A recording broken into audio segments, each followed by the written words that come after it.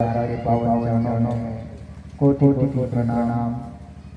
मंचासीन पूज्य महात्मागण, उपस्थित सत्संग प्रेमी सज्जनों, आदरणीय माताओं तथा भक्तिमती।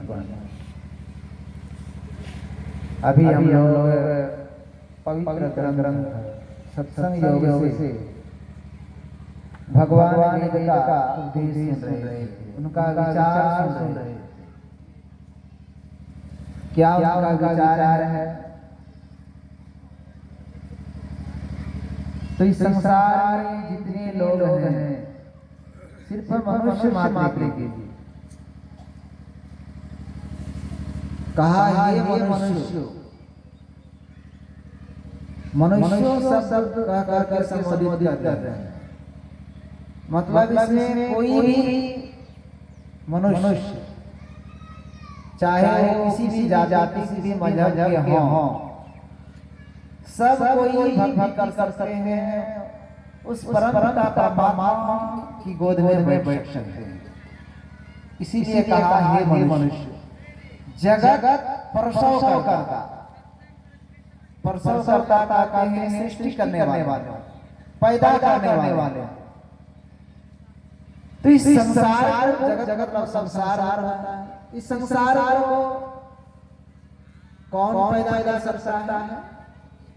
सृष्टि कौन कर सकते हैं? तो कहते हैं वही एक पिता है, जो परम पिता को कहा जाता है। परम पिता मतलब उनके समान और कोई दूसरे पिता नहीं, वो सबों के पिता है। इसीलिए कहा, मम सब प्रिय से मम हो जाए, सबसे अधिक मनुज भाई। भगवान ने कहा कि ये चराचर जो सृष्टि देख रहे हैं, ये सब मेरी संतान है। भगवान श्री कृष्ण श्रीमद् भगवद गीता में कहा, ममैव वांसो जीव लोका जीव भूत सनातन। काई जे भी देख रहे हैं, जे भी भूत यानी प्राणी, ये मेरे वंश मेरी संतान है। कहते जितने भी हैं प्राणी सबसे अधिक प्यारे हैं हमें मनुष्य। क्यों मनुष्य प्यारे लगे भगवान? कि परमात्मा की सृष्टि में जो 84 लाख योनियां हैं, उनमें मनुष्य ये ऐसा शरीर वाला है जो कि उस परम पिता परमात्मा को जान सकते हैं, उस विद्या को समझ सकते हैं। इसीलिए कहा कि सबसे अधिक अच्छे हैं ये मनुष्य। और यह मानव शरीर पा के हमें क्या करना चाहिए? तो पाठ कर हम लोग सुन के होंगे, यह वेदी दतसमस्ति नो जिहा वेदिन महति विनष्टि भूतेषु भूतेषु चित् धीराः प्रेत्यासमालोकात् भवन्ति। और दूसरी जगह है, इह चेत् सकतबद्धं प्राक् शरीरस्य विश्वसः ततः सर्वेषु लोकेषु शरीरत्वाय कल्पते। कहा, यदि इस जन्म में ब्रह्म को जान लिया तब तो ठीक है। इस जन्म में जो अभी मानव का शरीर हम लोगों को मिला है, परमात्मा की है कि कृपा है कि मानव का शरीर इसको गोल्डन चांस स्वर्णिम अवसर, और इस मनुष्य से पाने का एक लक्ष्य होना चाहिए, एक ही उद्देश्य, उस परम पिता परमात्मा की प्राप्ति। और यदि नहीं प्राप्त कर सके, कहते हैं बहुत भारी हानि है। इसलिए इस शरीर के पतन होने से वही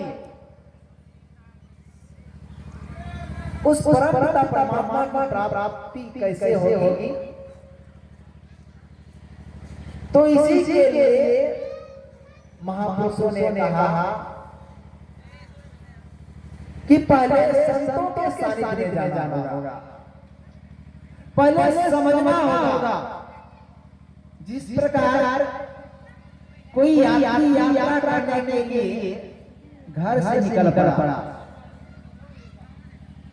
और यदि उसे जंगल में लगा पता नहीं हो, घर से निकल गया जल लेकर के और जाना कहाँ है, पहले इस बात की जानकारी होनी चाहिए, ये निर्णय होना चाहिए कि हमें जाना कहाँ है। यदि हमको भागलपुर जाना है, बौंसी जाना है, तो पहले जान ले कि हमको अमुक जगह जाना है। तो उसी हिसाब से आप बस पकड़ कर यहाँ टेम्पो बैठते हैं जैसे। तो हम भक्ति करने के लिए शुरुआत करती है किनकी बात की, तो सुन रहे थे कि ईश्वर का स्वरूप, ईश्वर की भक्ति तो हम तब कर सकते हैं। ईश्वर कैसे हैं, उनका स्वरूप पहले समझना होगा और स्वरूप को हम तब समझ सकते हैं। गोस्वामी तुलसीदास महाराज ने कहा कि बिनु सत्संग विवेक न होई, जब तक हम सत्संग नहीं करेंगे तो विवेक नहीं होगा। हम आप कहेंगे कि हमें विवेक नहीं है, विवेक है, सबके पास कुछ विवेक है। जो विवेक आपके पास है उस विवेक से काम चलने वाला नहीं है।